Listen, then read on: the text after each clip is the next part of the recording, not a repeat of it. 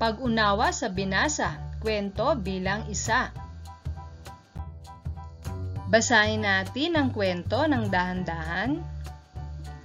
Si Jose ay isinama ng kanyang nanay sa palengke para bumili ng ulam.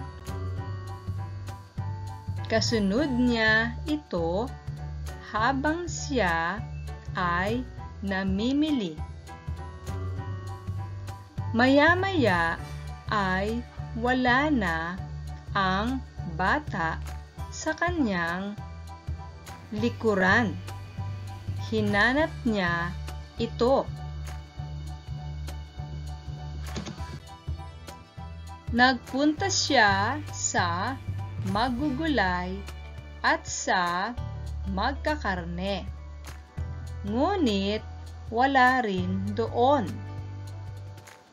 Pinagpapawisan na ang nanay sa pagod at takot. Ipagbibigay alam na niya ito sa pulis nang matanaw niya si Jose sa magpuputo. Gawin natin ito. Isulat ang iyong mga sagot sa iyong papel. Titik lamang ang isusulat. Una, sino ang nawawala? A. Si John. B. Si Jose. C. Si Juan. Pangalawa, saan isinama ng nanay si Jose? A. Sa palengke. B. Sa paaralan. C. Sa simbahan. Pangatlo, ano ang ipinamili ng nanay? A. Damit. B. Laruan. C. Ulam. Pangapat, kanino sana patutulong ang nanay? A. Sa pulis. B. Sa tatay. C. Sa tindera.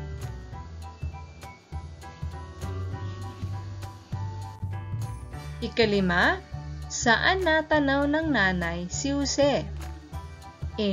Sa magkakarne. B. Sa magpuputo.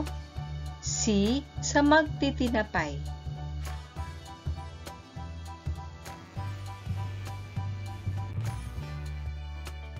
Kung tapos ka na, ating tsekan kung tama ang iyong mga sagot. Una, sino ang nawawala? Ang sagot ay letrang B. Si Jose ang nawawala. Kalawa, saan isinama ng nanay si Jose? Ang tamang sagot ay letrang A. Isinama ng nanay si Jose sa palengke. Pangatlo, ano ang ipinamili ng nanay? Ang tamang sagot ay letrang C. Namili ang nanay ng ulam.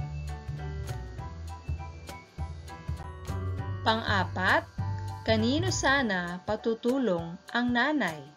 Ang tamang sagot ay letrang A. Magpapatulong sana ang nanay sa pulis. Ikalima, saan natanaw ng nanay si Jose? Ang tamang sagot ay letrang B. Natanaw ng nanay si Jose sa magpuputo. Tama ba lahat ang iyong mga sagot? Ang galing mo!